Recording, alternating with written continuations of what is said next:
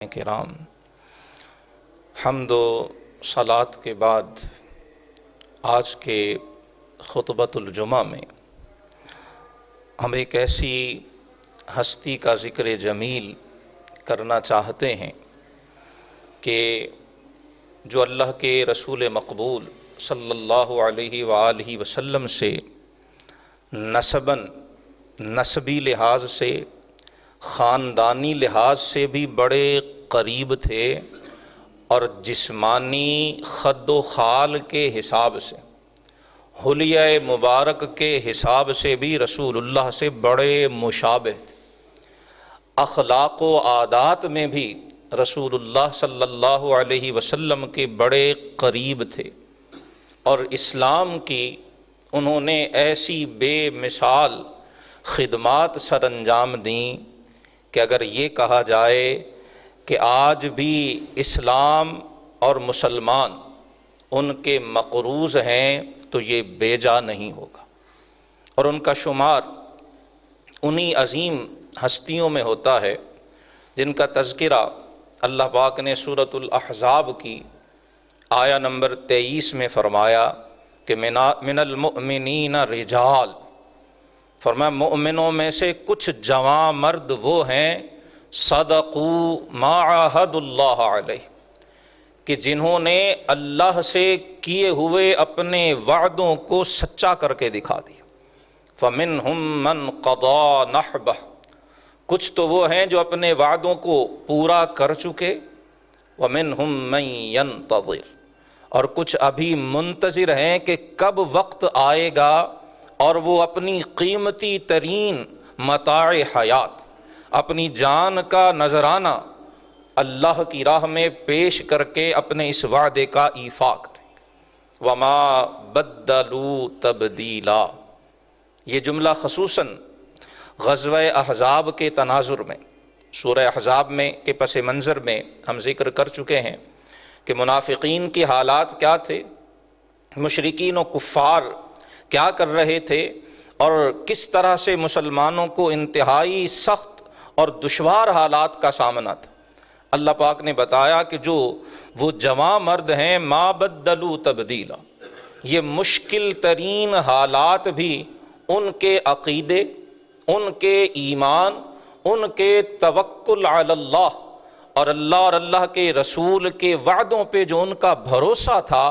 یہ مشکل ترین حالات اس بھروسے میں ذرہ بھر بھی تبدیلی پیدا نہیں کر سکے۔ ان کا ایمان اسی طرح سے پختہ ہے، ان کا یقین اسی طرح سے مستحکم ہے، اور اللہ کے رسول کے وعدوں پہ ان کا بھروسہ اسی طرح سے توانا ہے۔ میری مراد رسول اللہ صلی اللہ علیہ وسلم کے عم زاد، حضور کے چچا زاد بھائی حضرت سیدنا جعفر بن ابی طالب رضی اللہ تعالی عنہ و ارضاہ عنا سے۔ حضرت جعفر حضور مولائے کائنات، مولا الاسلام والمسلمین، فاتح خیبر، باب و مدینۃ العلم، سیدنا علی المرتضیٰ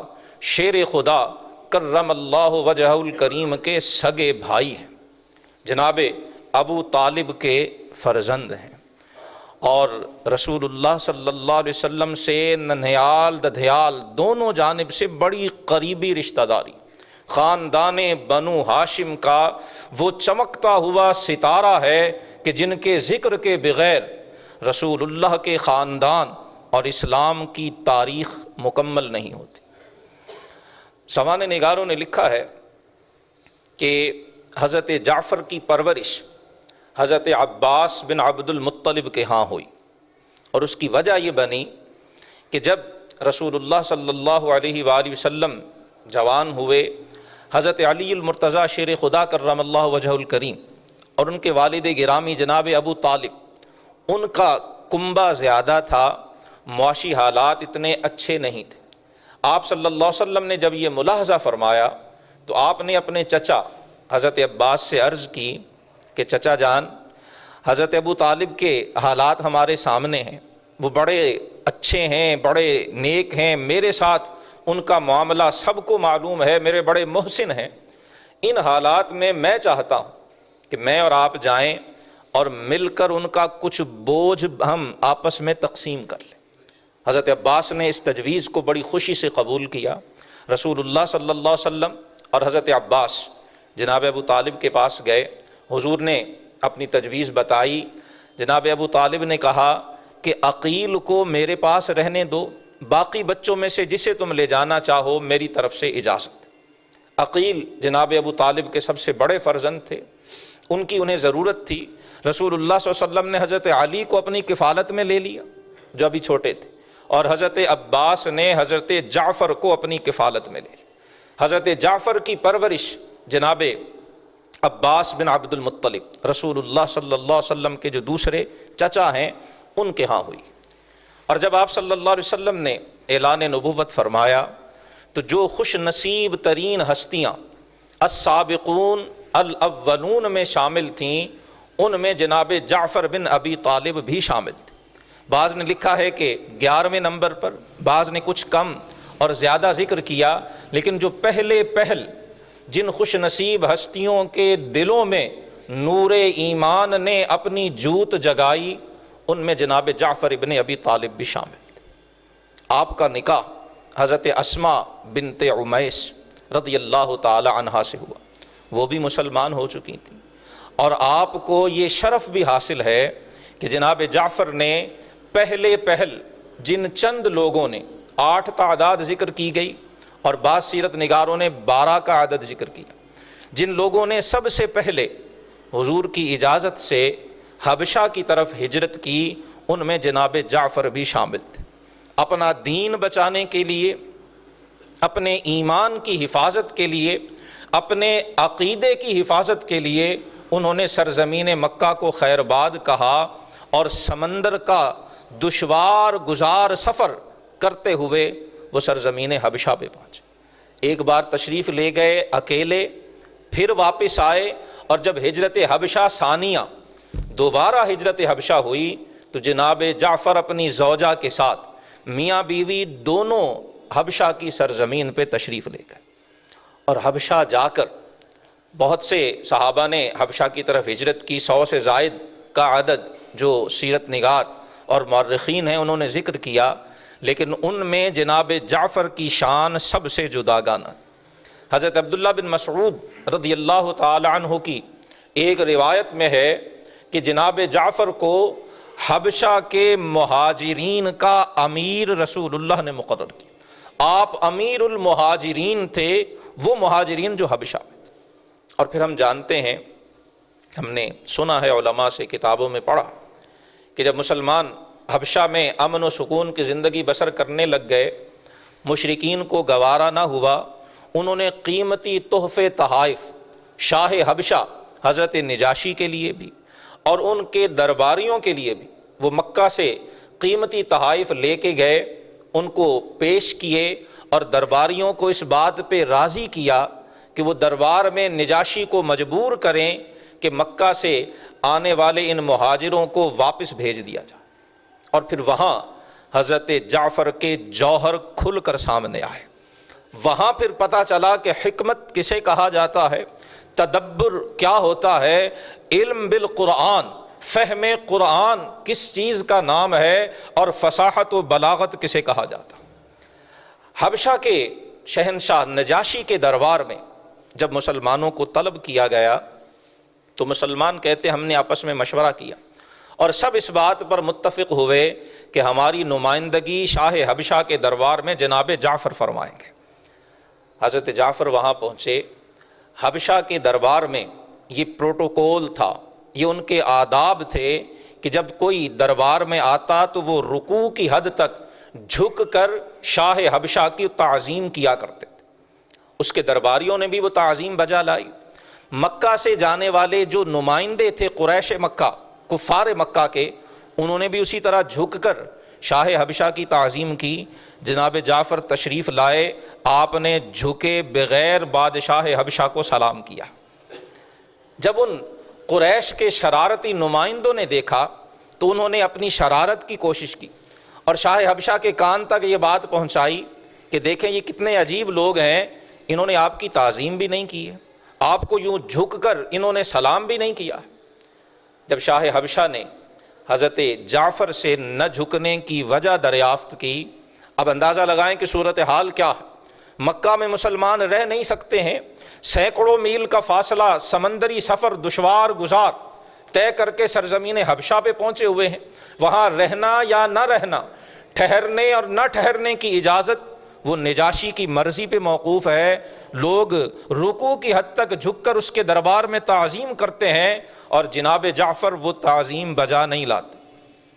بڑی کرٹیکل، بڑی ہی ایک عجیب و غریب اور پریشان کن صورتحال۔ شاہ حبشہ وجہ پوچھتا ہے،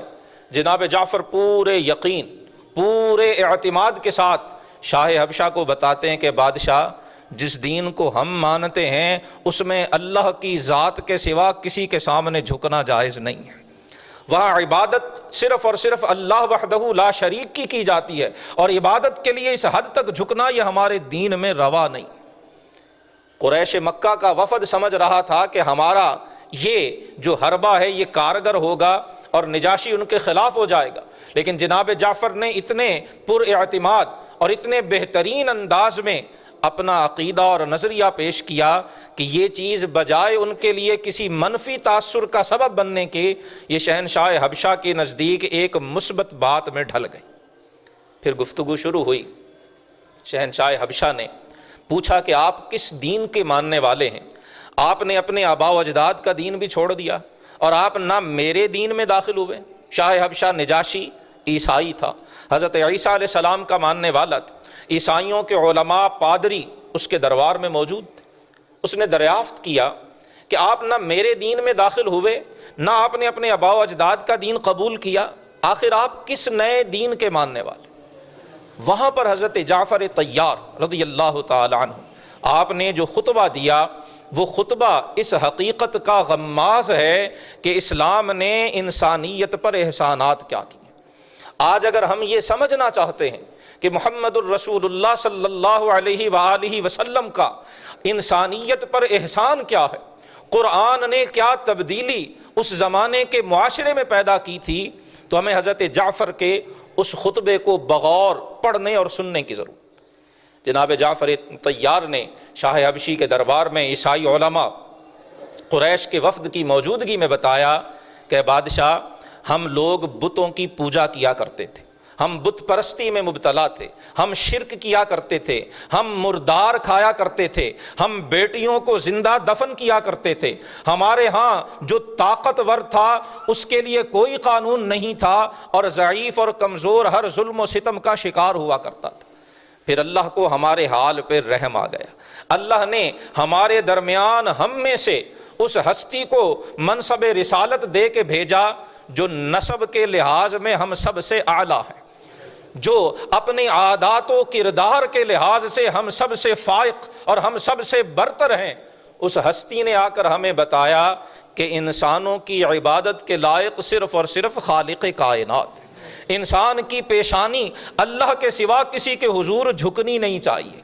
اس نے آ کر ہمیں سچ بولنے کی تلقین کی، اس نے آ کر ہمیں امانت کی ادائیگی کا حکم دیا، اس رسول نے آ کر ہمیں صلہ رحمی، رشتہ داروں کے ساتھ مل جل کر امن و محبت سے رہنے کا درس دیا، اس ہستی نے آ کر ہمیں کمزوروں کے حق میں، مظلوموں کے حق میں آواز بلند کرنے اور کھڑے ہونے کا ذوق عطا کیا ہے۔ اے بادشاہ، اس ہستی کی اس پیاری دعوت کو، ان خوبصورت باتوں کو جب ہم نے سنا تو ہم نے انہیں اللہ کا نبی بھی مانا، اللہ کا رسول بھی مانا، ان پہ ایمان لائے اور ہم ان کے دین میں داخل ہو گئے۔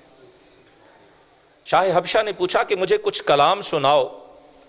جو تمہارے رسول اور نبی پہ اترتا ہے۔ وہاں جناب جعفر طیار نے سورہ مریم کی آیات پڑھی، اور پھر قرآن نے خود ذکر فرمایا وَإِذَا سَمِعُوا مَا أُنزِلَ إِلَى الرَّسُولِ تَرَىٰ أَعْيُنَهُمْ تَفِيضُ مِنَ الدَّمْعِ مِمَّا عَرَفُوا مِنَ الْحَقِّ۔ کاش ہم قرآن کے ساتھ جڑیں، کاش ہم قرآن سے تعلق مضبوط بنائیں، کاش ہم قرآن پڑھنے پہ آمادہ ہوں، کاش ہم قرآن کو صرف مردے بخشوانے والی کتاب سمجھنے کی بجائے اسے صحیفہ انقلاب سمجھ کر اس کی تلاوت پہ آمادہ تو ہوں۔ قرآن تو وہ ہے کہ جب اللہ کا قرآن خود فرما رہا ہے کہ جب اس انصاف پسند، اس منصف مزاج نجاشی نے اور اس کے جو عیسائی پادری تھے جن کے دل میں خیر موجود تھی، جب انہوں نے وہ کلام سنا جو رسول اللہ پر نازل کیا گیا، تفیض من الدمع، ان کی آنکھوں سے آنسو بہنے لگ گئے۔ قرآن میں اللہ نے وہ تاثیر رکھی ہے جو دنیا کے کسی کلام کے اندر نہیں ہے، لیکن وہ تاثیر ہمیں محسوس کیوں نہیں ہوتی؟ اس کی وجہ یہ ہے کہ ہم گناہوں میں اتنے لتھڑ گئے ہیں، ہم خطاؤں میں اپنے آپ کو ہم نے اتنا ملوث کر لیا ہے کہ بعض اوقات ہماری سماعت اور ہمارے دل وہ قرآن کی اس تاثیر کو اخذ کرنے سے محروم ہو جاتے ہیں۔ یہ ہمارے گناہوں کی کثرت، یہ ہماری خطاؤں کی فراوانی اور یہ ہماری اپنے رب سے دوری کی وجہ ہے۔ اگر ہم اپنے طرز عمل پہ تھوڑا سا غور کریں، ان عادتوں کو چھوڑیں اور صدق دل سے، سچے دل سے اللہ کی بارگاہ سے ہدایت کے طالب ہو کر قرآن پڑھیں اور سنیں، تو قرآن آج بھی دلوں پر اثر ڈالنے کی تاثیر رکھتا ہے۔ قرآن کی کشش آج بھی موجود ہے، قرآن کی حقانیت اور قرآن کی صداقت آج بھی اسی طرح سے ہے جیسے 14 صدیاں قبل۔ حضرت جعفر قرآن پڑھتے ہیں، نجاشی بھی روتا ہے اور اس کے حواری بھی روتے ہیں، اور پھر نجاشی کہتا ہے کہ جو کلام عیسیٰ علیہ السلام لے کر آئے تھے اور جو آپ پڑھ کر سنا رہے ہیں، یہ لگتا ہے اس سب کا مرکز ایک ہی ہے، یہ ایک ہی مصدر، یہ ایک ہی منبع اور یہ ایک ہی چشمے سے پھوٹنے والے کلام لگتے۔ نجاشی نے اس کے بعد مسلمانوں کو امن و سکون سے اپنے ملک میں رہنے کی اجازت دی تھی۔ روایات میں ہے کہ اس قریش کے وفد نے پھر پانسا پلٹا، انہوں نے ایک اور ترکیب جو ہے وہ آزمانی چاہی، اور انہوں نے بادشاہ کے کان بھرے کہ بادشاہ آپ ان کی باتوں سے متاثر ہو گئے ہیں، انہیں بلا کر پوچھیں تو صحیح کہ یہ آپ کے نبی کے بارے میں کیا عقیدہ رکھتے ہیں۔ عیسائی نزول قرآن کے وقت بھی اس گمراہ کن عقیدے میں مبتلا ہو چکے تھے کہ عیسیٰ علیہ السلام نعوذ باللہ اللہ کے بیٹے ہیں یا نعوذ باللہ خدا ہے۔ قریش کے وفد نے چاہا کہ یہ شاہ حبشہ کی یہ کمزور رگ ہے، یہ کمزور پوائنٹ ہے، جب مسلمان بتائیں گے کہ وہ اللہ کے بندے اور رسول ہیں تو شاہ حبشہ نجاشی ان سے متنفر ہو جائے گا اور انہیں یہاں سے نکال دے گا۔ مسلمان کہتے ام المومنین حضرت ام سلمہ رضی اللہ تعالی عنہا نے بھی تفصیلاً یہ واقعہ بیان فرمایا اور دیگر روایات میں بھی ذکر ہوا۔ مسلمان کہتے کہ ہمیں دوبارہ بلایا گیا، ہم ڈر گئے کہ ایک بار تو قریش کی اس مکاری سے ہماری جان چھوٹ گئی تھی، اب دوبارہ پتہ نہیں ہمارے ساتھ کیا ہوگا۔ ہم نے پھر طے کیا کہ ہماری نمائندگی جناب جعفر ہی فرمائیں گے۔ شاہ حبشہ نے پھر بلایا، حضرت جعفر سے پوچھا کہ بتائیے آپ حضرت عیسیٰ علیہ السلام کے بارے میں کیا کہتے ہیں۔ اب پھر وہی بات، آج کے اس پرفتن دور جس میں ہم جی رہے ہیں، آج حضرت جعفر کا وہ قیام، آپ کا وہ خطبہ جو نجاشی کے سامنے آپ نے دیا، آج ہم سب کے لیے اس کے اندر ایک بہت بڑا سبق یہ ہے کہ مسلمان جب بھی اپنے اصل عقیدے سے پیچھے ہٹنا چاہیں گے، جب بھی اغیار کو راضی کرنے کے لیے، جب بھی عیسائیوں کو راضی کرنے کے لیے، جب بھی یہودیوں کو راضی کرنے کے لیے، جب بھی غیر مسلموں کو راضی کرنے کے لیے اپنے اصل عقیدے سے پیچھے ہٹیں گے، انہیں ذلت دیکھنا پڑے گی، انہیں رسوائی کا سامنا کرنا پڑے گا۔ اور جب مسلمان مضبوطی سے اپنے اصل عقیدے پر جمیں گے، ڈٹیں گے، اللہ کامیابی انہیں عطا فرمائے گا۔ حضرت جعفر طیار سے برسر دربار پوچھا جا رہا ہے، بتائیے جناب عیسیٰ کے بارے میں آپ کا کیا عقیدہ ہے؟ حضرت جعفر طیار فرماتے ہیں ہمارا عقیدہ یہ ہے کہ جناب عیسیٰ علیہ السلام اللہ کے بندے، اس کے سچے رسول، اس کی روح اور اس کا کلمہ ہے، جنہیں اللہ نے کواری، مقدس، مطہر، پاکیزہ، باعفت اور باعصمت جناب سیدہ مریم کے بطن سے بغیر باپ کے پیدا کیا۔ جب آپ نے یہ فرمایا تو روایات میں نجاشی نے زمین سے تنکا اٹھایا اور تنکا اٹھا کے کہنے لگا کہ جو آپ نے عیسیٰ علیہ السلام کے بارے میں عقیدہ بتایا ہے، حضرت عیسیٰ کی شان اس سے اس تنکے برابر بھی زیادہ نہیں ہے۔ حضرت عیسیٰ کی وہی شان، وہی مقام ہے جو آپ نے بتایا ہے۔ یہاں تک کہ اس کے جو پادری تھے وہ اس کے اس جملے سے متنفر ہوئے، وہاں سے اپنی ناراضگی کا اظہار کیا اور ایک طرح سے واک آؤٹ کرنا چاہا۔ نجاشی نے ان کے غصے بھرے چہروں اور دربار سے جاتے ہوئے انہیں دیکھا اور دیکھ کر کہا، بھلے تم جو مرضی کہہ لو، تم بھلے میرے دربار سے چلے بھی جاؤ، میں وہی کہوں گا جو حق ہے۔ اور پھر یہ اسی کلمہ حق کی تاثیر تھی، یہ جناب جعفر کی زبان کی تاثیر تھی، یہ علی ابن ابی طالب کے فرزند، یہ رسول اللہ کے عمزاد کے اس خطبے کی تاثیر تھی کہ نجاشی نے صرف حضرت عیسیٰ کے بارے میں اسلامی عقیدے کو قبول نہیں کیا، بلکہ روایات کے مطابق حضرت جعفر کے ہاتھ پر اس نے اسلام قبول بھی کیا ہے۔ یہ حضرت جعفر طیار 10 برس تک آپ اپنی زوجہ کے ساتھ حبشہ کی سرزمین پر رہے، اور پھر اس میں جب 10 برس وہاں ہو گئے، ہجرت کو 7 برس ہو گئے، حضور مکہ سے مدینہ تشریف لے جا چکے تھے، خیبر فتح ہو چکا تھا، اس وقت جناب جعفر اپنی زوجہ، اپنے 3 صاحبزادوں حضرت عبداللہ بن جعفر، حضرت محمد بن جعفر اور حضرت غالب بن عون بن جعفر، ان کے ساتھ آپ حبشہ سے واپس مدینہ طیبہ تشریف لائے۔ جب رسول اللہ صلی اللہ علیہ وسلم کو بتایا گیا کہ جعفر حبشہ سے آئے ہیں، ام المومنین حضرت سیدہ طیبہ طاہرہ عائشہ صدیقہ بنت صدیق رضی اللہ تعالی عنہا وعن ابیہا فرماتی، جب حضور کو جعفر کے آنے کا پتہ چلا، اللہ کے رسول جوتا پہنے بغیر، ننگے پاؤں، اوپر والے بدن پہ چادر بھی نہیں اوڑھی، حضور اسی طرح دروازے پہ حضرت جعفر کے استقبال کے لیے تشریف لے گئے۔ حضرت جعفر آئے ہیں، اللہ کے رسول نے گلے سے لگایا، پیشانی پہ بوسہ دیا ہے، اور بوسہ دے کر رسول اللہ کا یہ ارشاد کتب احادیث، کتب سیرت و تاریخ کی زینت ہے، اور حضرت جعفر کے فضائل میں صبح قیامت تک جگمگاتا رہے گا۔ فرمایا خدا کی قسم مجھے پتہ نہیں چل رہا، مجھے فتح خیبر کی خوشی زیادہ ہے یا جعفر کے آنے کی خوشی زیادہ ہے۔ فتح خیبر اسلام کی تاریخ کا ایک اہم ترین دن، یہودیوں کی مکاریاں، یہودیوں کی سازشیں، رسول اللہ کو قتل کرنے کے منصوبے، غزوہ احزاب میں ان کا مکروہ کردار، وہ ساری چیزیں ذہن میں لائیے، اور پھر جیسے خیبر فتح ہوا ہے، جس طرح سے صحابہ کرام علیہم رضوان نے قربانیاں دی ہیں، فاتح خیبر حضور مولا کائنات جناب علی المرتضیٰ شیر خدا کرم اللہ وجہہ الکریم نے مرحب کا جو حشر کیا ہے، وہ سارا منظر اپنے ذہن میں لائیے، پھر رسول اللہ کا یہ جملہ سنیں، اس کی عظمت مزید آشکارا ہو جائے۔ فرمایا بخدا مجھے سمجھ نہیں آ رہی کہ مجھے خیبر کے فتح ہونے کی خوشی زیادہ ہے یا جعفر کے حبشہ سے آنے کی خوشی زیادہ ہے۔ اللہ کے حبیب صلی اللہ علیہ وآلہ وسلم کا یہ اظہار مسرت، یہ اظہار فرحت، یہ اظہار شادمانی، یہ اس بات کا گواہ ہے کہ رسول اللہ کے دل میں حضرت جعفر کا کتنا پیار تھا۔ جن کا پیار رسول اللہ کے دل میں تھا،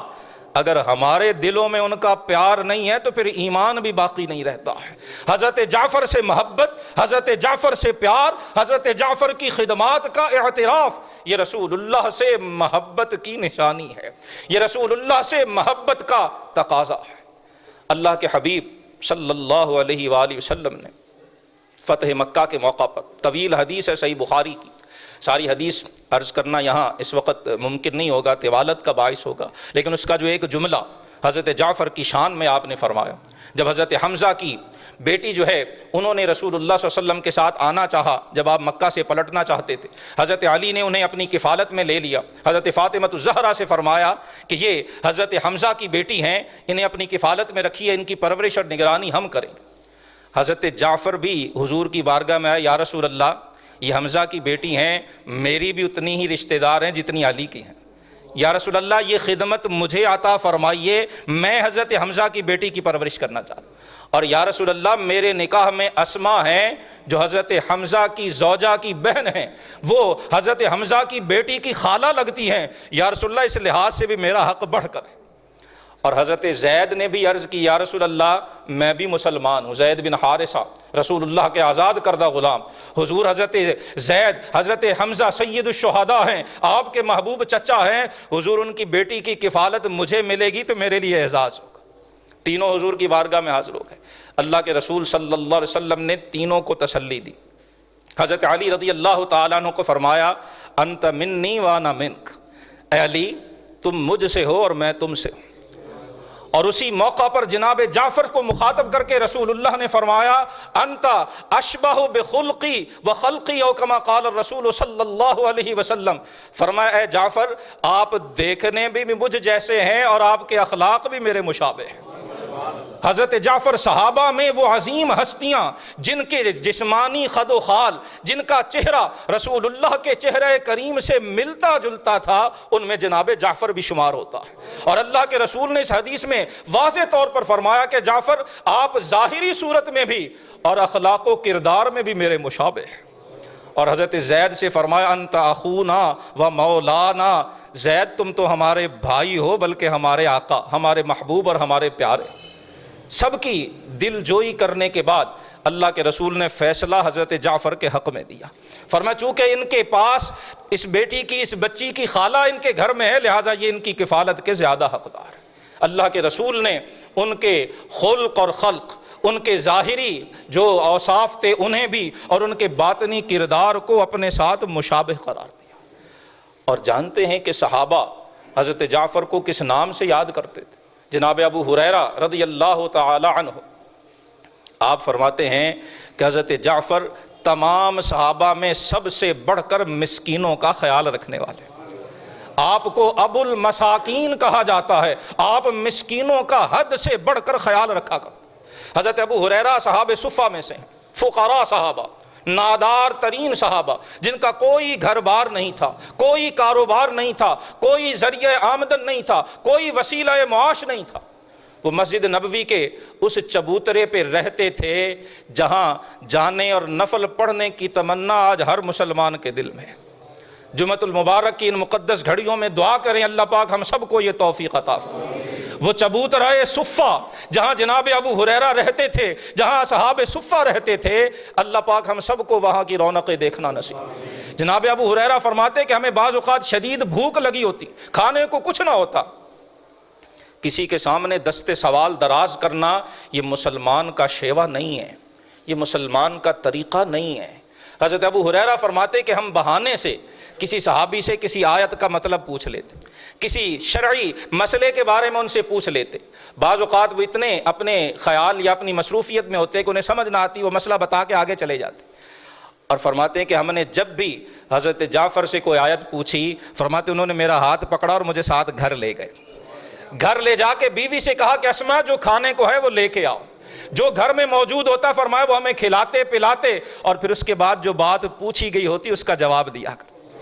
گویا حضرت جعفر کی سیرت جنہیں رسول اللہ فرماتے ہیں کہ یہ خلق و خلق میں میرے مشابہ ہیں، یہ دیکھنے میں بھی میرے جیسے، ان کا سیرت و کردار بھی میرے۔ رسول اللہ جیسا سیرت و کردار اس کا ہے جسے بھوکے کی پیشانی پہ لکھی ہوئی بھوک نظر آ جائے، اور جو اپنی گاڑی کی سپیڈ میں، اپنے دولت کے نشے میں، اپنے کاروبار کی مصروفیت میں اتنا الجھا ہے کہ کسی بھوکے کی بھوک اسے دکھائی نہیں دیتی، رسول اللہ کی سیرت کا نور ابھی اسے نصیب نہیں ہوا ہے۔ حضرت جعفر کی سیرت کا نور ابھی اس کے دل میں اترا نہیں ہے۔ حضرت جعفر، حضرت ابو ہریرہ فرماتے ہیں کہ وہ ہماری بھوک کو ہماری پیشانیوں سے پڑھ لیا کرتے۔ ابو المساکین فرمایا گھر لے جاتے، جو ہوتا ہمیں کھلاتے۔ فرمایا ایک موقع پر گھر تشریف لے گئے، اتفاقاً گھر میں کھانے کی کوئی چیز نہیں تھی۔ اس وقت ہم جانتے ہیں کہ پانی بھی جو مشکیزے ہوتے تھے، چمڑے کی وہ بوتل ہوتی تھی، اس کے اندر پانی بھی بھرا جاتا تھا، گھی اور شہد وغیرہ اس طرح کی چیزیں بھی اسی میں محفوظ کی جاتی تھی، اس کو عربی میں عکہ کہتے تھے۔ فرمایا کہ شہد والی وہ چمڑے کی جو تھیلی تھی وہ گھر میں موجود تھی، حضرت جعفر نے وہی نکالی اور لا کے ہمارے سامنے رکھی۔ حضرت ابو ہریرہ فرماتے ہم نے اسے کاٹا اور اس پر جو تھوڑا بہت شہد لگا ہوا تھا اسی کو چاٹ کر ہم نے اپنی بھوک کو مٹا لیا۔ یہ حضرت جعفر ہے۔ اور پھر قربان جائیے آپ کی خدمت اسلام پر، آپ کی زندگی کا سب سے شاندار ترین واقعہ جب غزوہ موتا ہوتا ہے، مورخین، مفسرین، علماء سیرت حیران ہیں کہ غزوہ اس جنگ کو کہتے ہیں جس میں رسول اللہ بنفس نفیس تشریف لے گئے، لیکن یہ موتا یہ واحد جنگ ہے جس میں حضور تشریف بھی نہیں لے گئے ہیں، اور تمام مفسرین، امام بخاری نے بھی اسے غزوہ موتا کہا ہے، علماء سیرت نے بھی اسے غزوہ موتا کہا ہے، علماء سیر بھی اسے غزوہ موتا کہتے ہیں۔ مدینہ طیبہ سے سینکڑوں میل دور، آج جہاں پر جو عرب ملک اردن کی اور شام کی سرحد پر یہ موتا نام کا مقام آج بھی موجود ہے، وہاں پر عیسائیوں کی، رومیوں کا لشکر جس کی تعداد 1,00,000 بتائی گئی، اور اس 1,00,000 کی مدد کے لیے پیچھے 1,00,000 کا اور لشکر تیار، اور صحابہ کرام علیہم رضوان کی تعداد 3,000۔ کتنی؟ 3,000 کا جب امیر مقرر کرنے کی باری آئی، رسول اللہ صلی اللہ علیہ وسلم نے فرمایا کہ اس کی قیادت زید بن حارثہ کریں گے، اگر زید بن حارثہ شہید ہو جائیں پھر مسلمانوں کے امیر جعفر ابن ابی طالب ہوں گے۔ فرمایا اگر میرے جعفر بھی شہید ہو جائیں پھر مسلمانوں کے امیر عبداللہ ابن رواحہ ہوں گے، اگر عبداللہ ابن رواحہ بھی جام شہادت نوش فرما جائیں، فرمایا پھر مسلمان اور صحابہ اور مجاہدین جسے چاہیں اپنا امیر مقرر کر لیں۔ وہاں سے مسلمان 3,000 کا لشکر چلتا ہے، جناب جعفر بھی شامل ہیں، موتا پہنچتے ہیں، 2 لاکھ 1 لاکھ اور کم از کم جو تعداد مورخین نے ذکر کی مختلف تعداد، زیادہ سے زیادہ 2 لاکھ اور کم از کم 30,000، اگر ہم کم از کم بھی تصور کر لیں 30,000 کا لشکر اور ادھر صرف 3,000۔ حضرت زید بن حارثہ، وہاں معرکہ جنگ برپا ہوتا ہے، اور کتب سیرت و تاریخ اور احادیث میں ہے حضور مدینہ طیبہ میں بیٹھے ہوئے موتا کی خبریں ارشاد فرما رہے ہیں۔ فرمایا لشکر اسلام کا جھنڈا زید بن حارثہ کے ہاتھوں میں ہے۔ حضرت زید بن حارثہ جام شہادت نوش کر گئے، اللہ کے رسول بتا رہے ہیں کہ اب لشکر اسلام کا جھنڈا جعفر ابن ابی طالب کے ہاتھوں میں۔ حضرت جعفر ابن ابی طالب نے لشکر اسلام کا جھنڈا پکڑا۔ اب پیچھے دیکھیے گا، یہ مکہ سے نوجوان چلا ہے، شہادت کے وقت ایک روایت میں صرف 33 سال کی عمر ہے اور ایک روایت میں 40 یا 41 سال، زیادہ سے زیادہ 41 سال کی عمر ہے۔ مکہ سے نکلے ہیں، حبشہ گئے ہیں، واپس پلٹے ہیں، پھر حبشہ گئے ہیں۔ حبشہ میں جو شاہ حبشہ کے دربار میں اسلام کی خدمت سر انجام دی وہ اپنی جگہ زرعی اور اپنی جگہ روشن ہے۔ وہاں سے مدینہ طیبہ پلٹے ہیں، ابو المساکین کا لقب حاصل کیا ہے، رسول اللہ نے اپنے خلق و خلق میں مشابہ قرار دیا ہے اور آج میدان موتا میں موجود ہے، اور رسول اللہ مدینے میں بیٹھے خبر ارشاد فرما رہے۔ فرمایا لشکر اسلام کا جھنڈا حضرت جعفر نے اٹھایا ہے۔ حضرت جعفر رجز پڑھتے ہوئے،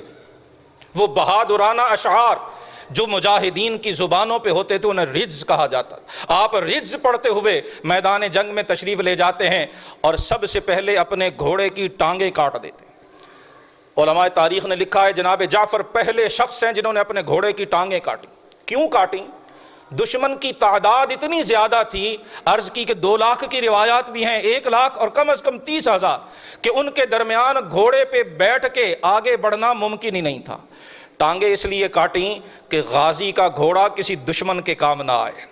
کوئی دشمن اس کی پیٹھ پہ سوار ہو کر مسلمانوں کو نقصان نہ پہنچائے، اس کی ٹانگیں کاٹ دی۔ پھر مردانہ وار پیدل جھنڈا اٹھا کے رجز کے اشعار پڑھتے ہوئے دشمنوں کی صفوں میں گھستے چلے گئے، انہیں الٹ پلٹ کرتے ہوئے آپ آگے بڑھتے چلے جاتے ہیں، ایک بازو شہید ہو جاتا ہے، لشکر اسلام کا جھنڈا دوسرے بازو میں اٹھا لیتے ہیں، دوسرا بازو بھی شہید ہوتا ہے، سینے سے بچے ہوئے بازوؤں کے حصے سے جھنڈے کو لگا لیتے ہیں۔ اللہ کے رسول مدینہ طیبہ میں بیٹھے ہوئے خبریں ارشاد فرما رہے ہیں، اور یہاں تک کہ پھر بہادری اور جاں فروشی سے لڑتے ہوئے آپ اپنی جان آفری کے سپرد کر دیتے ہیں۔ اللہ کے حبیب مدینہ طیبہ میں صحابہ کو جناب جعفر کی شہادت کی خبر بتاتے ہیں، اور پھر رسول اللہ صلی اللہ علیہ وسلم حضرت جعفر کے گھر تشریف لے جاتے ہیں، آپ کے بیٹوں کو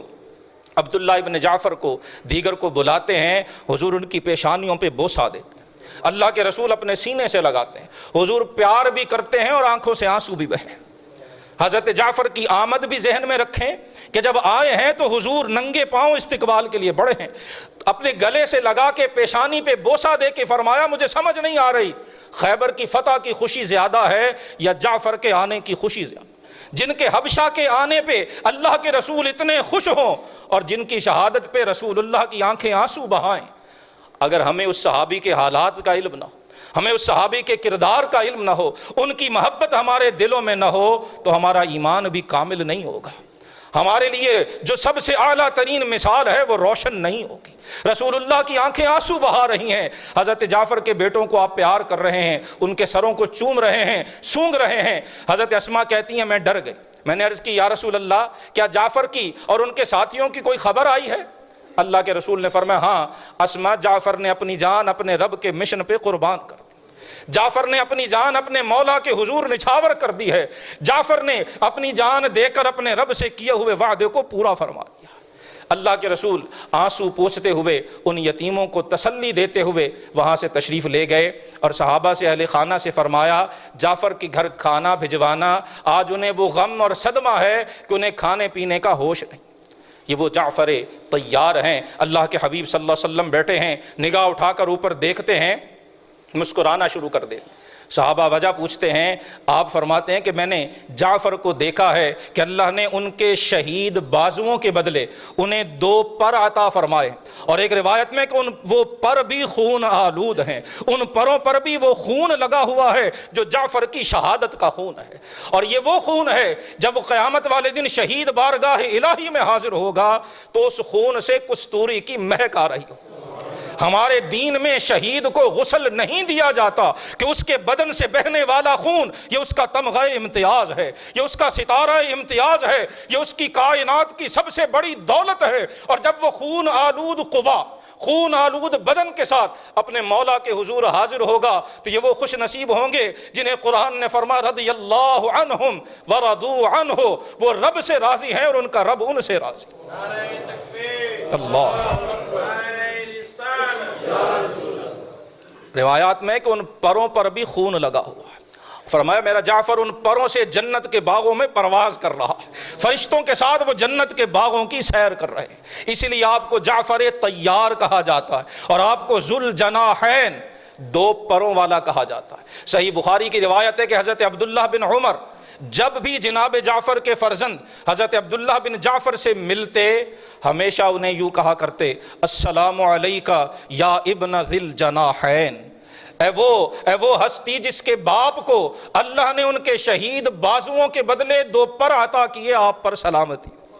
عبداللہ ابن عمر کا یہ انداز سلام بتا رہا ہے کہ جنہوں نے اسلام کی راہ میں قربانیاں دی ہیں ان قربانیوں کو یاد رکھنا یہ مسلمانوں کا شیوا، ان قربانیوں کو فراموش نہ کرنا، ان کی عظمتوں کو ہمیشہ اپنے دلوں میں تازہ رکھنا، یہ ابن عمر کا فیصلہ، یہ صحابہ کا انداز ہے، اور یہ ہمارے دین کی تعلیم۔ جناب جعفر ابن ابی طالب، جعفر طیار، جعفر ذو الجناحین رضی اللہ تعالی عنہ کا مزار پر انوار موتا میں اردن کے قریب ہے۔ اللہ پاک ہمیں وہاں کی حاضری بھی نصیب فرمائے، اور ہمارے جوانوں کو بالخصوص آج کے اس پرفتن دور میں حضرت جعفر کی سیرت سے سبق حاصل کرنے کی توفیق عطا فرمائے کہ جب فتنے ہوں عقیدہ چھوڑا نہیں جاتا، فتنوں کے پرزور آندھیوں میں عقیدے پر مضبوطی سے قائم رہا جاتا ہے۔ جب ہم سے ہمارا عقیدہ اللہ کے بارے میں، اللہ کے رسول کے بارے میں، قرآن کے بارے میں پوچھا جائے تو پھر ڈگمگایا نہیں جاتا، پھر تذبذب کا شکار نہیں ہوا جاتا، پھر کلمہ حق کہا جاتا ہے، اور کلمہ حق میں اللہ نے وہ برکت رکھی ہے کہ اس کا کہنے والا اللہ اسے بھی سربلندی عطا فرماتا ہے، اللہ کلمہ حق کے کہنے والے کو بھی عزت عطا فرماتا ہے، اور اللہ اس کے سر کو کسی کے سامنے جھکنے نہیں دیتا۔ اللہ سبحانہ و تعالی ہمیں جناب جعفر کے سیرت و کردار سے اسباق و دروس حاصل کرنے کی توفیق عطا فرمائے۔ وآخر دعوایا ان الحمد للہ رب العالمین۔